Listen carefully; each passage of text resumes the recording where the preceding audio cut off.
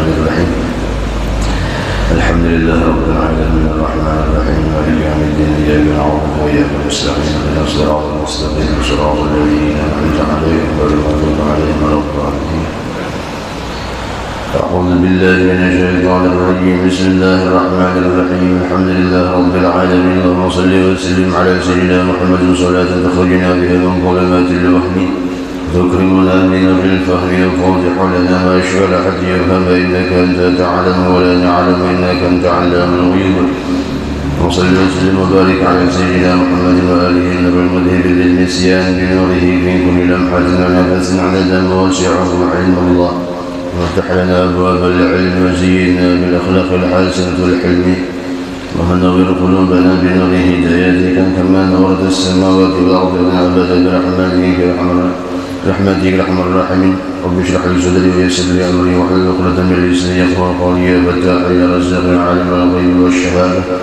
وافتح علينا فتوح العارفين واجعلنا من العلماء العاملين لا حول ولا قوة إلا بالله العلي العظيم نويت التعلم والتعليم والتذكر والتذكير والنفع والانتفاع والإفادة والاستفادة حتى نتمسك بكتاب الله سنة رسوله والدعاء على الهدى والدلالة على الخير الذي وجل مرضات وقربه وثوابه سبحانه وتعالى.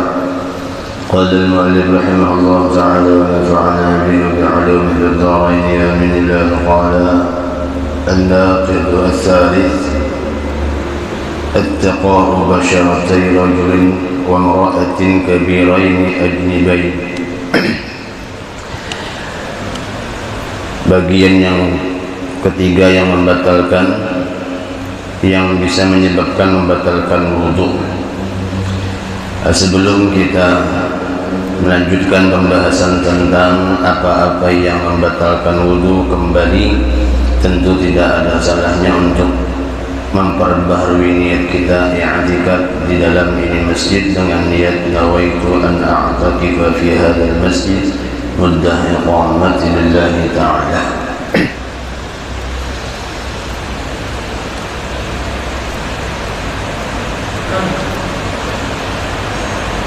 Menyambung pembahasan tentang apa-apa yang membatalkan wudhu.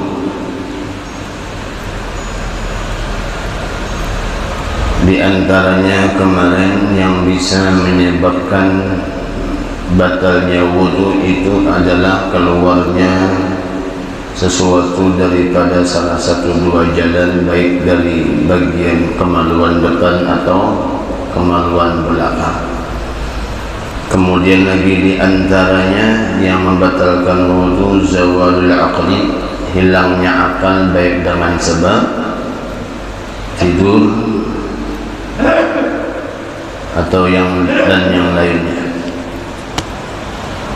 Kemudian yang ketiga an-naqidus tsalits, yang bisa menyebabkan batalnya wudhu, bagian yang ketiga yaitu attiqa'u basyaratai rajulin wa imra'atin kabirain ajnibayin min ghairi ha'il, yaitu bersentuhannya dua kulit antara laki-laki dengan perempuan yang besar yang ajnabi, artinya yang bukan mahram, min ghairi ha'il, dengan tambah ada yang mendinding atau menghalat. Artinya ketika bertemunya dua kulit, bersentuhannya dua kulit seorang laki-laki dengan seorang perempuan yang bukan mahram tanpa ada dinding atau penghalat, maka itu salah satu di antara yang bisa membatalkan wudhu. Di antara syarat-syarat hilangnya wudhu atau batalnya wudhu, syurutun naqdil wudhu'i bil ittiqa'i khamsatun. Syarat-syarat batalnya wudu atau hilangnya wudu dengan bersentuhan itu ada 5 macam. Yaitu yang pertama ayyakuna bil basyarah. Yang pertama yang bisa membatalkan wudu ketika bersentuhan itu adanya sentuhan itu bil basyarah dengan kulit. Artinya ada di antara sesuatu yang ketika bersentuhan antara laki-laki dengan perempuan yang bukan mahram itu, yang tanpa ada penghalat tadi, tidak batal wudu. Di antaranya jasan kharaja bihi, keluar daripadanya itu as-sinnu, gigi. Jadi ketika seorang laki-laki, misalnya laki mencapai gigi bini atau bini mencapai gigi laki, maka kada batal wudunya. Tuh, sekalipun giginya gigi asli, ya kan? Apalagi misalnya nang dijapainya gigi palsu, tentu lebih lagi tidak bakal membatalkan wudu. Tapi jual semalam nak apa jual baju japaian gigi lah, ya kan? Kayak kurang. Cuman itu di antara hukum yang menyatakan ketika seorang laki-laki yang sudah dewasa atau bini-bini yang sudah dewasa itu yang bukan mahram, ketika menyentuh bagian gigi sekalipun tanpa ada dinding atau kain atau sesuatu yang menghalangi, maka ketika mencapai gigi itu tidak membatalkan wudu. Kemudian lagi di antaranya wal-dhufru dan kuku. Di apabila baju japaian kuku, misalnya laki lawan bini baju japaian kuku, maka itu pun kadang membatalkan wudu juga. Wasya'ru, dan satu di antaranya apa? Rambut.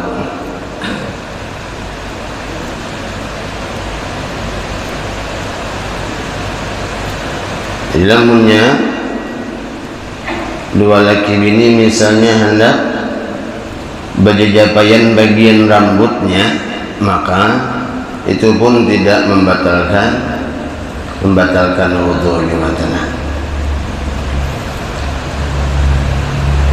Jadi tadi apa? Satu di antaranya yang tidak membatalkan wudu ketika bersentuhan antara laki-laki dengan perempuan yang bukan mahram dan tanpa ada penghalang, di antaranya yaitu menyentuh bagian gigi, kemudian kuku dan rambut. Selain daripada itu berarti apabila bersentuhannya seorang laki-laki dengan perempuan yang bukan mahram dan tanpa ada penghalat, maka wudunya itu batal. Kemudian syarat di antara syarat yang 5 itu ikhtilaful jinsi, berbedanya jenis. Fala naqdha bainal mar'ataini warrajulaini, maka tidak membatalkan wudu antara dua orang laki-laki, dua orang perempuan dan dua orang laki-laki. Artinya lamunnya lelakian lawan lelakian berjapai bersentuhan, tentu tidak membatalkan wudu.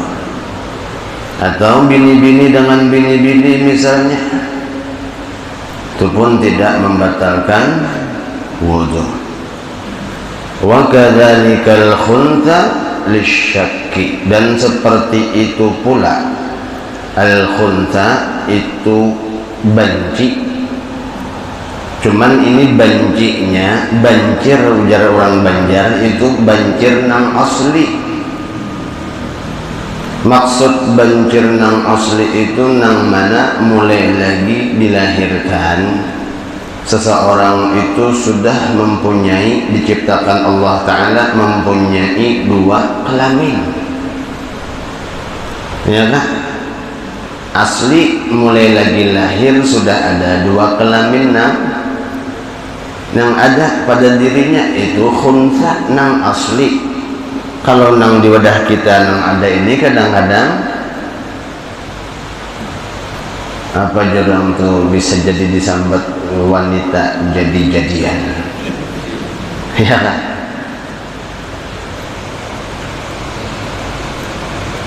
Ngaran malam Wiwin, siang Wawan.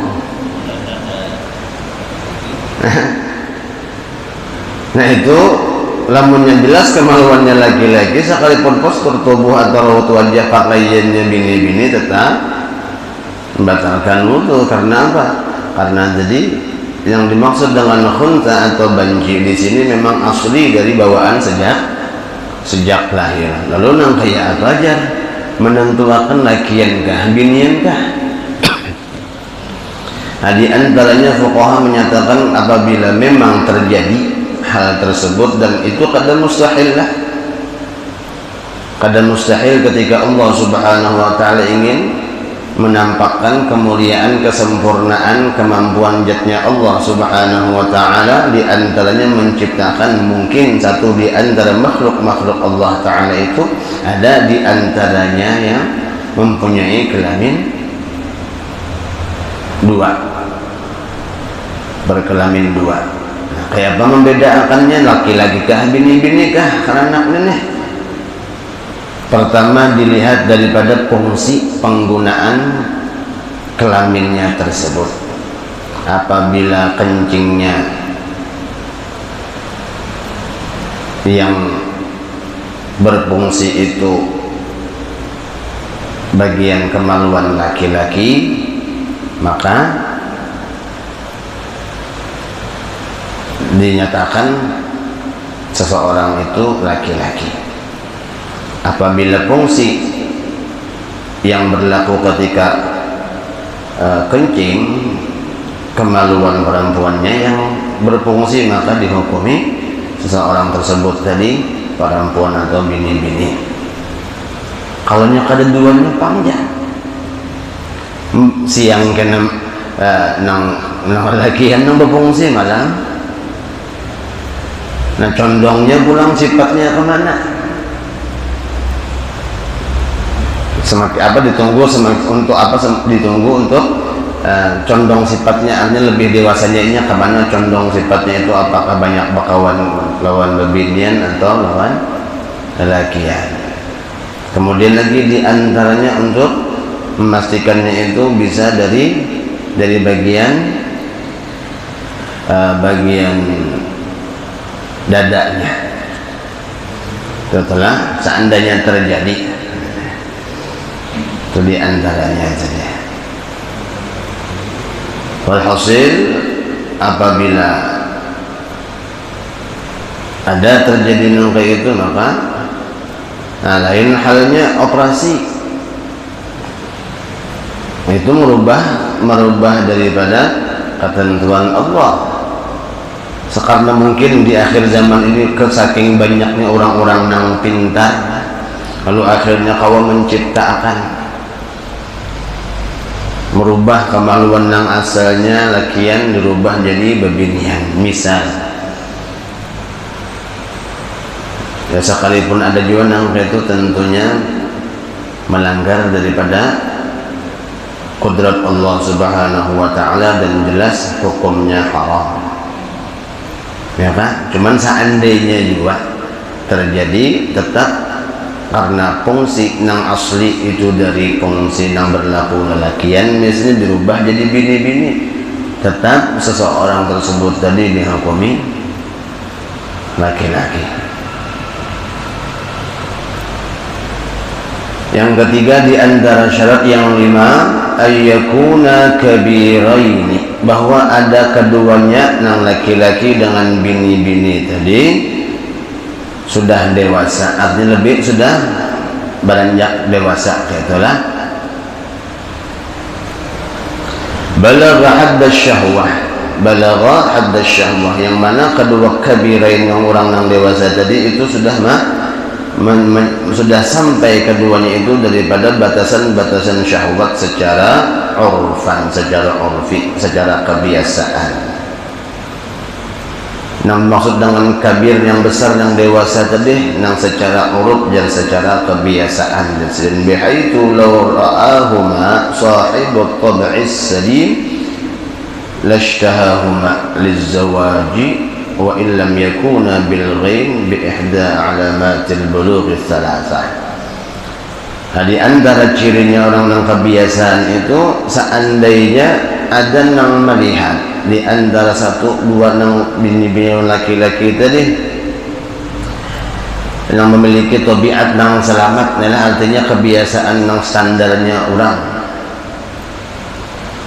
ada sifat, ada timbul rasa malu, ada timbul rasa malu.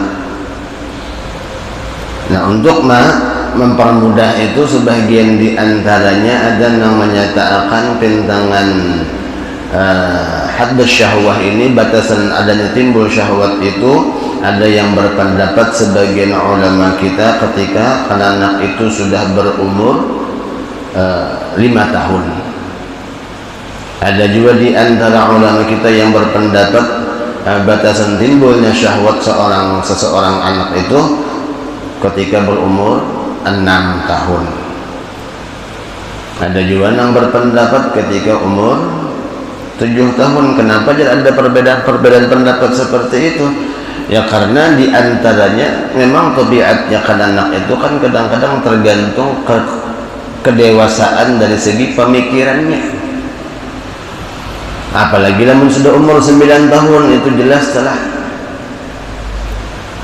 dalam kita nih bersalaman lawan kananakan bini-bini misalnya yang umurnya sudah masuk 7 tahun, itu dikhawatirkan bisa membatalkan lawan wudhu kita apabila kananak itu tadi bukan termasuk di antara mahramnya kita, artinya bini-bini yang ajnabi tadi.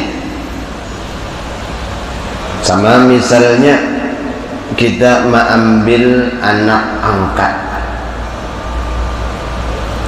gaddalallah, mungkinlah dalam keadaan kondisi kehidupan diuji oleh Allah Subhanahu wa Ta'ala, sudah berapa lama berumah tangga, kemudian belum diberikan kepercayaan anak, lalu akhirnya karena saking hendaknya anak mengambil atau meminta, menjadikan anak asuh atau anak angkat.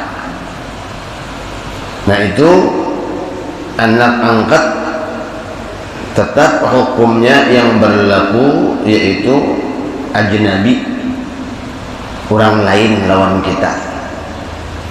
Jadi seandainya anak tersebut bini-bini yang kita ambil, maka ketika mulai beranjak dewasanya antara umur 5, 6 atau mungkin sampai 7 tahun tadi, nah itu membatalkan wudhu kita.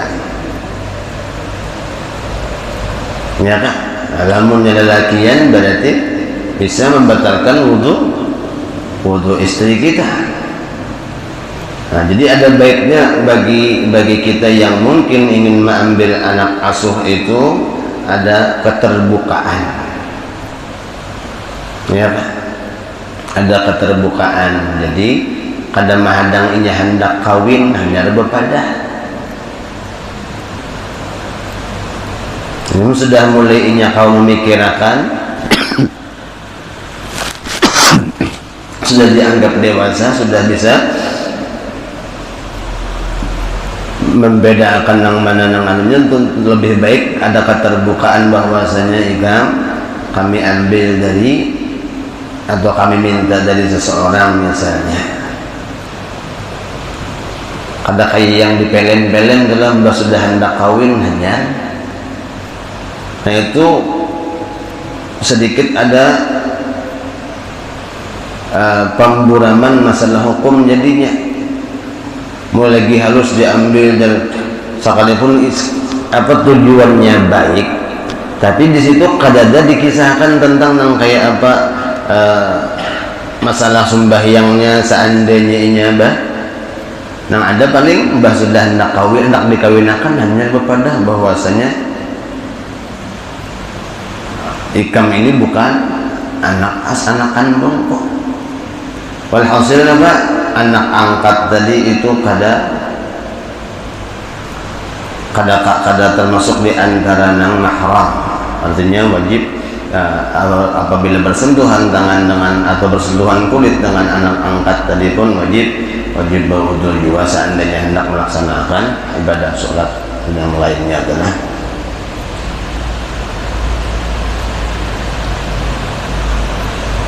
Ayyakuna adanya bahwa adanya yang keempat ayyakuna ajnibayin, bahwa adanya yang keduanya tersebut laki-laki dan bini-bini itu ajnabi, artinya ay laisa bainahuma mahramiyah, bukan di antara keduanya tersebut tadi ada hubungan mahram. Nah, hitungan yang mahram di sini ada 18 totalnya. Sab'atun minan nasabi, 7 diantaranya dengan sebab nasab atau keturunan. 1 diantara 7 wahiyal yaitu ibu bagi kita laki-laki adalah ibu kita itu orang yang jelas sudah mahram bagi kita. Artinya seandainya bersentuhan tangannya kita dengan kulitnya kita dengan ibu itu tidak bakal membatalkan wudu kita. Lain halnya mama angkat, ya kan? Wal bint, dan anak perempuan bagi kita yang laki-laki. Wal ukhtu, dan saudari atau dingsana bini-bini.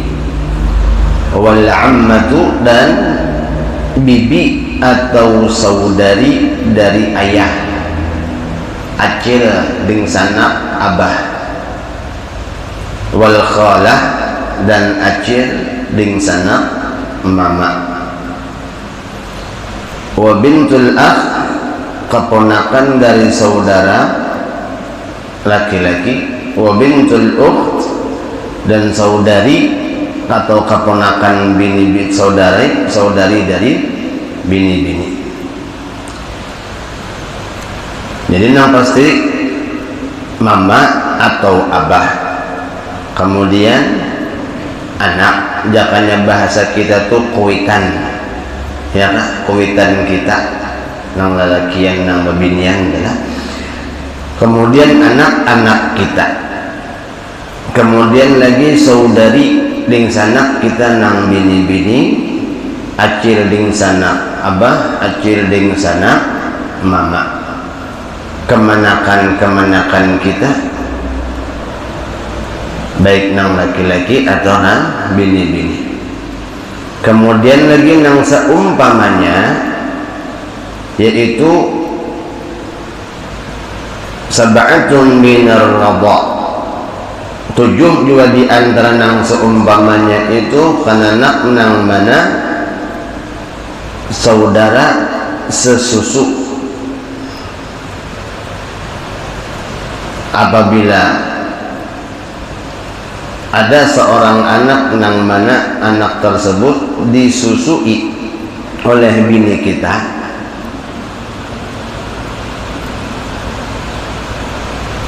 sebelum umur 2 tahun, kemudian sampai dalam riwayat kalau kada salah itu dalam kitab dipadahkan berapa 4 kali kanyang, ya kah? Alhasil umurnya sebelum 2 tahun dan kita susui. Nah, jadi mungkin seandainya hendak mengambil anak angkat tadi, lamunnya disusui oleh bini kita, mau lagi bayinya misalnya diambil disusui oleh bini kita misalnya, nah itu bisa jadi anak susu, ya kan? Nah itu sama hukumnya bagikan anak tadi kayak anak kita seorang, dan berlaku juga lawan sanaknya nang sesusu lawan inya. Tapi bagi nang nyusu lawan bini kita aja lah, lamun nang di luar lang ding sanak bayi tadi misalnya adanya bisian kakak atau ading, tapi ading atau kakaknya tadi kada umpat nyusu lawan bini kita, maka itu kada masuk. Jadi inyanya aja nang umpat menyusul lawan bini kita tadi, itu nang saudara sesusu tadi telah. Kemudian lagi wa arba'atun minal musaharah, 4 diantaranya itu karena adanya hubungan perkawinan. 1 diantaranya Ummuz Zaujah, ibu daripada istri kita, artinya mama mintuha, ya kah? Mama mintuha kita. Nah itu kada batal wudu kita bersalaman lawan mintuha. Bahkan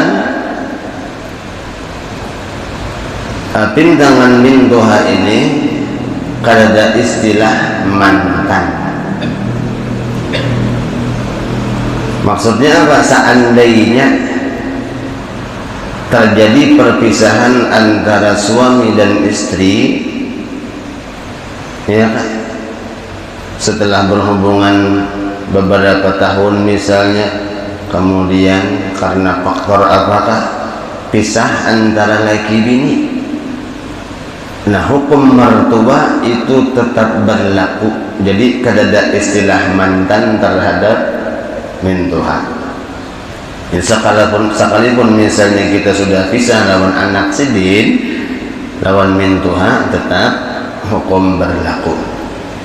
Artinya kada ada istilah mantan. Jadi seandainya bersentuhan antara dua kulit minantu lawan mintuha tadi, kada batal wudunya telah. Kadang-kadang ada nang takutan bersalaman lawan mintuha, ulun lagi wudu mah ya. Nah itu berarti nampak benar kada memahami dengan apa nang membatalkan wudu tadi. Dan ini pernah terjadi ada di antaranya orang nang diserahi mintuha nang garing stroke. Jadi nang bini ini izin lawan nang laki bahagianya karena ding sanak ulun kadada nang kawannya maharagu mama atau bergantian sudah tuhuk nang kakak maharagu nang adingnya pulang, lalu izin lawan nang laki halnya. Jadi jangan nang laki ini kada apa-apa, mamaku mama ikam juga, padahal menyatakan nih mamaku ya mama ikam juga. Tapi subhanallah, jadi seorang nang bekesahnya lah jadinya mau kadamu ulun jenang mah menggendong sin banyak hendak ke kamar mandi hendak mah, cuman ya tadi sini mau kadamu lah mun sudah ulun bodoh kada hendak lagi ulun. Nah ijil kenapa? Babatal kalajar inna lillahi inna ilaihi raji'un. Nuhun mintuha dipadahkannya bah batal jadinya sudah hendak subuh sudah hendak menggawi sembahyang subuh ulun mau kadamu bahkan ulun sembahyang subuh tu panglah jangan akon mah. Nah itu pernah terjadi telah, artinya apa? Ya itu tadi karena kurangnya pengetahuan sampai akhirnya mintuha itu pun dianggapnya bisa membatalkan wudu juga. Ummuz Zaujah adalah, kemudian lagi diantaranya bintuz Zaujah, anak daripada istri kita, artinya anak tiri, ya kan? Anak tiri beda dengan anak angkat. anak tiri, misalnya kita kawin lawan janda beranak 3 misal, bahkan janda itu bukan cuman disantuni aja, harus dinafkahi juga, ya kan? Misalnya karena dia hendak menafkahi anak-anak yatimnya, nah jadi kita kadakawa juga telah menilai orang nang apa ngarannya, misal orang yang kadang-kadang ada kawin sampai 2-3 ekor, kadakawa kita mah memandang secara zahir apa dasar mata keranjang, belum tentu, ya kan? Bisa aja niatannya hendak meringankan si bini-bini nang biisin anak 3 tadi, ya kan? Kan kita ini kadang-kadang bisa menghukumi secara zahir, kadang-kadang langsung situ-sini menyatakan, misalnya ada orang mati bini, orang mati bini belum lagi 100 hari, menyatus nih belum lagi, artinya kubur bini nih tanah gin masih basah, sudah kawin pulang ya kepupurunan. Jadi kita nang menilai kepupurunan sedang nang merasa akan tak, siapa tahu bini sedang itu nang meninggal tadi garing bertahun-tahun sudah, ya kan? Angkas 5 bulan giring-giring kira-kira tak pian nang sebab, misalnya nih, misal naudzubillah, mudah jangan sampai bang lah, misalnya kita sebagai laki, sebagai suami diisian bini 5 bulan garing, kada kau diapa-apai, nyaman lah. Hah? Bini meninggal misalnya, kan ngaran 5 bulan garing lawas pada ini, iya kan? Jadi nang masyarakat ini itu bang kadang-kadang ketujuh bener menilai langsung situ-situ majar purunnya belum apa-apa, atau misalnya nang bibinian ditinggal mati laki, hanya benar tuntung masa iddah hari ini malamnya pernikahan ya liwar, sedang habis masa iddah tuh bebas, saya hendak kawin kah pula, kadang-kadang memandang siapa tahu di pintangan janda jadi ada anak-anak yatim yang perlu dinafkahi, iya kan? Artinya kadang-kadang kita menilai seseorang itu nang hukum secara zahir nang model kayak pernah ada di antara riwayat ketika seorang istri ditinggal oleh suami kerja, jadi nang laki bagawi jar nang laki bahari, maklum kada kayak kita pakai handphone apa segala macam, jadi yang laki hendak tolak bagawi bakasan lawan nang bini, umanya aku hendak tolak bagawi, selama aku bagawi jangan hendak keluar pada rumah, karena lengkap jangan sudah misalnya masalah makanan apa segala macam lengkap di rumah. Jadi jenang lagi padangan aku tuh lak bagawi ikam jangan kemana-mana, jangan keluar pada rumah, karena di daerah Arab itu kadang-kadang begawinya keluar sampai 2 bulan, model kayak baginda Nabi kan ketika membawakan dagangan, ya. Lalu akhirnya mbah laki tulak begawi kada sahabat datang utusan menghabarakan bahwasanya mama ikam garing kuitan nang bebinian nang tinggal lakinya begawi tadi, jarnya ampun maaf ulun kada kawa keluar pada rumah. Kenapa? Karena laki ulun sebelum mentulak begawi semalam berpesan, selama aku kada datang ikam jangan keluar pada rumah. Semakin banget garing beberapa kali utusan datang, tetap inya komitmen dengan perintah sang suami, jadinya ampun maaf benar ulun kada wani keluar pada rumah. Kenapa? Karena laki belum datang, dan pesan lagi selama aku belum datang ikam jangan keluar pada rumah. Sampai meninggal nang kuitan datang pulang utusan mama ikam meninggal, kalau dia hendak melihat untuk yang terakhir kali, jadinya kada sampai dikuburakan kuitan tadi tetap kada kawa juga. Tapi subhanallah apa? Berkat anak yang bakti terhadap suaminya tadi, dalam riwayat tersebut dinyatakan apa? Kuitan yang meninggal itu mendapatkan ampunan dari Allah Subhanahu wa taala. Nang iyanya napa pintang kisah ini? Masyarakat menghukumakan secara hukum zahirnya, kita genlamunya tahu itu bisa menyatakan jar kita dasar anak ada bakti lawan kuitan. Ya kan? Mulai kuitan garing sampai meninggal sampai dikubur ya tuh kada ada sing jengukan, kada ada meelangi sama sekali. Tapi subhanallah berkat baktinya dengan suaminya tadi, orang tuanya yang meninggal tersebut mendapatkan ampunan dari Allah Subhanahu wa taala.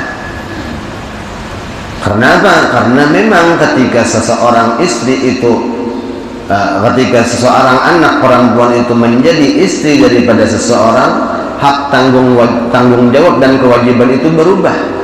Yang asalnya wajib bakti kepada kedua orang tua, ketika qabiltu nikahaha atau dari kita aku terima menikahi atau ulun terima menikahi fulanah binti fulan dengan mahar sekian, maka buku tanggung jawab itu berpindah tangan kepada sang suami. Makanya seorang istri itu lebih dianjurkan untuk bakti kepada suami ketimbang kepada kedua orang tua. Tapi tetap wajib bakti lawan kuitan, tetap wajib, cuman untuk seandainya utama yang lebih utama yang mana, maka istri lebih utama wajib bakti terhadap suami. Lain halnya para suami itu tetap dianjurkan bakti kepada kedua orang tuanya. Walhasil dengan kejadian itu tadi akhirnya apa? Kita kawan mengambil pelajaran di antaranya ketika bermasyarakat, kita kada kawan langsung menghukumi lawan jiran tetangga kita, menilai bahwasanya orang itu kada baik. Kenapa? Karena tadi bisa jadinya komitmennya menjaga apa? Menjaga perintah daripada suaminya tadi. Ala kulli hal, bintul ukht, anak bini apa bintul zauj adalah anak tiri kita. Zaujatul ab atau istri daripada orang tua kita. Mama tiri. Kalau misalnya abahnya kebarung bagus jodohnya bisi bini 4, maka istri daripada abah kita itu pun kita pada batal juga. Zaujatul ibn, kemudian lagi di antara yang kada membatalkan karena pernikahan itu di antaranya zaujatul ibni, istri daripada anak kita, minantu. Iyalah minantu kita nang nyata kada membatalkan lawan wudu kita juga. Jelasnya pola nggak minantu lawan mintu kada batal, berarti mintu lawan minantu pun jelas kada batal. Itu di antara nang mahram tadi. Ada di antaranya karena nasab, ada di antaranya karena susuan, ada juga di antaranya karena pernikahan. Nah, antara laki lawan bini bang, suami istri nang kayak apa? Menurut mazhab kita Syafi'iyah mutlak, apabila suami istri itu bersentuhan tangan maka hukumnya batal. Bersentuhan bagian kulit adalah selain yang 3 tadi, yang apa? Gigi, kuku dan rambut tadi, maka hukumnya batal. Beda dengan mazhab Malikiyah. Kita mazhab Syafi'i, suami istri itu batal. Alamun nang laki jar beda mazhab lawan nang bini bang kayak apa? kasihan nang bermadhab Syafi'i lah, iya kan? Mbahnya tuntung buudu, japai nang laki nang bini, bahasa bulahang buudu sidin. Nah, seandainya ada perbedaan nang kayak itu ya tentunya harus ada saling menghargai. Dan kayak Imam Syafi'i lawan Imam Malik gensin saling menghargai, ya. Artinya kada nang menyalah-nyalahkan dah kada. Dan yang pastinya pintangan perbedaan antara masalah furu'iyah dalam ibadah itu biasa. Perbedaan pendapat dari segi masalah furu' atau cabang-cabang ibadah itu sebenarnya biasa.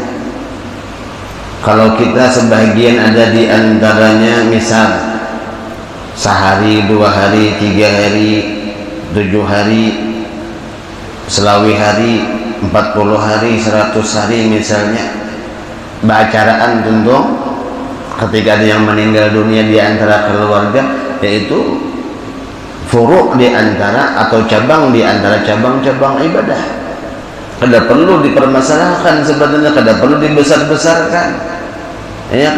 Bagi yang hendak pakai talqin silahkan, bagi yang kada hendak pakai talqin pun ya terserah. Bagi yang hendak berarwahan sampai 100 hari misalnya ya silahkan, namanya ada kemampuan. Bagi yang kada hendak pun jangan menyalahkan. Ya kan? Bagi yang misalnya hendak bermaulidannya silahkan, bagi yang kada hendak bermaulidan pun ya terserah.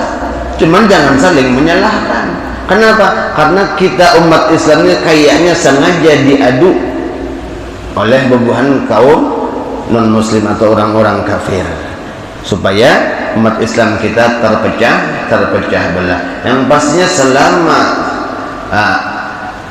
perbedaan dari segi cabang-cabang ibadah itu kada perlu diperbesarkanlah.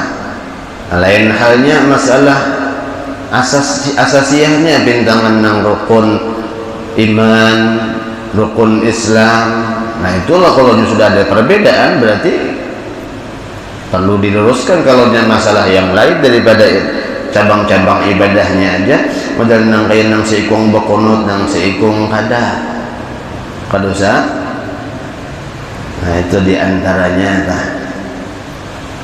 seandainya ada yang menyalahkan kita betalkin misalnya betahlilan, itu serahinnya jangan diumpat kita main madahkan. Jadinya misalnya kita salah paham menjar apa betalkin betahlil misalnya, jangan juga kita membalas. Itu karena mungkin ketidaktahuannya mereka, ya kan?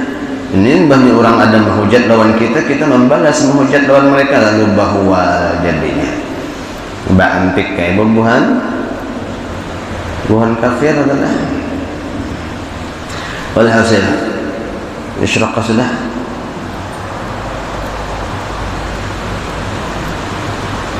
Ayyakuna bighairi ha'il.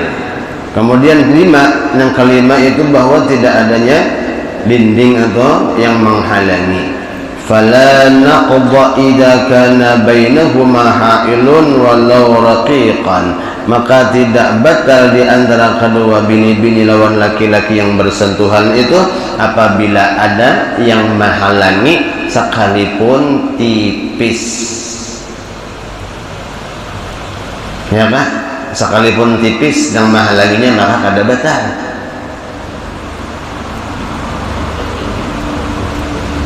Sama modal nang kaya sujud sehelai rambut jar misalnya pintangan tipisnya. Nah, lamanya sebagian dahi masih ada yang menyentuh lawan lantai ketika sujud itu kada masalah. Ya kan?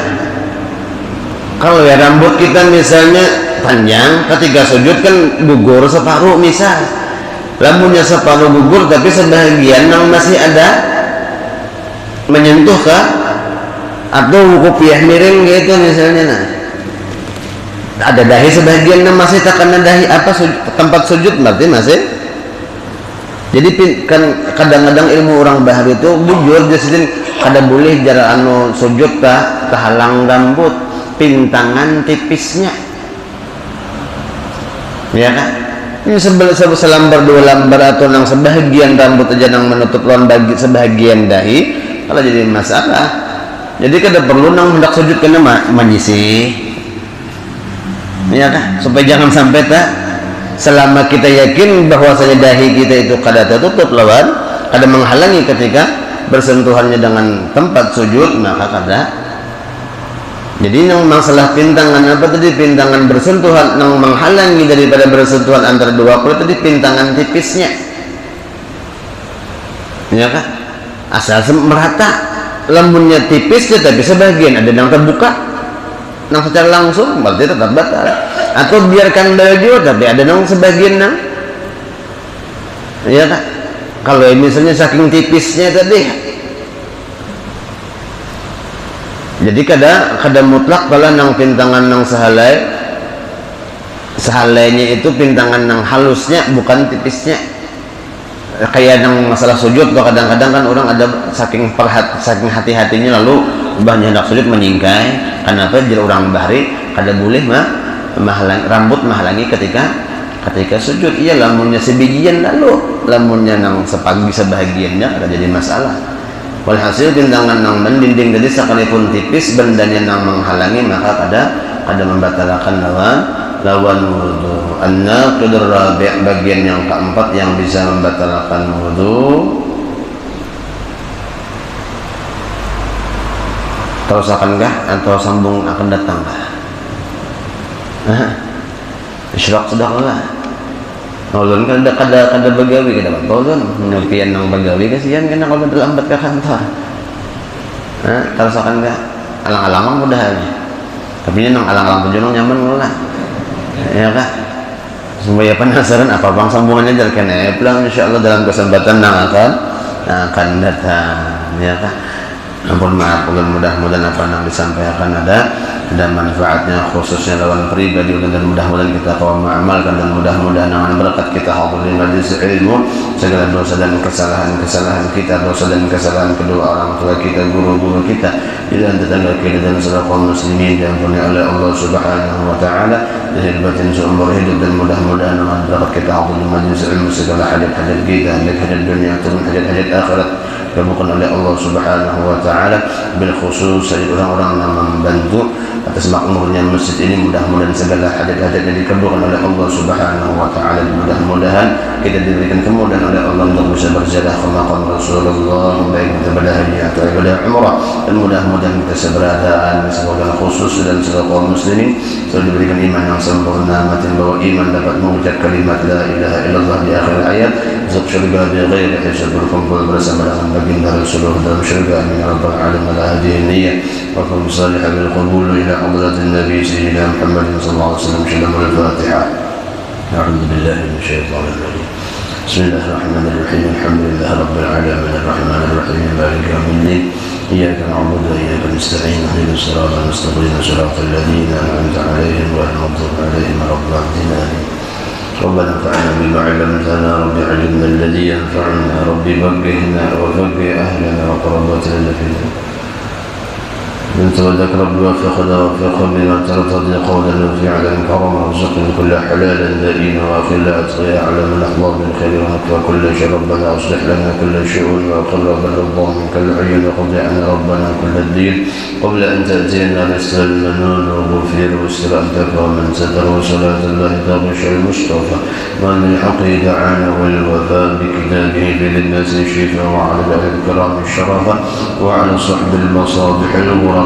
اللهم اهدنا بهداك واجعلنا ممن يسارع في رضاك ولا تولينا وليا سواك ولا تجعلنا من خالف امرك واعصم. حسبنا الله نعم الوكيل ولا حول ولا قوه الا بالله العلي العظيم. صلى الله على سيدنا محمد وعلى اله وصحبه وسلم. الحمد لله رب العالمين في كل لحظه ابدا الى خلق ورضا نفسه وزينه عرشه ومداد كلماته. سبحانك اللهم وبحمدك اشهد ان لا اله الا انت استغفرك واتوب اليك. انكم معك من تحلل من تلاوه.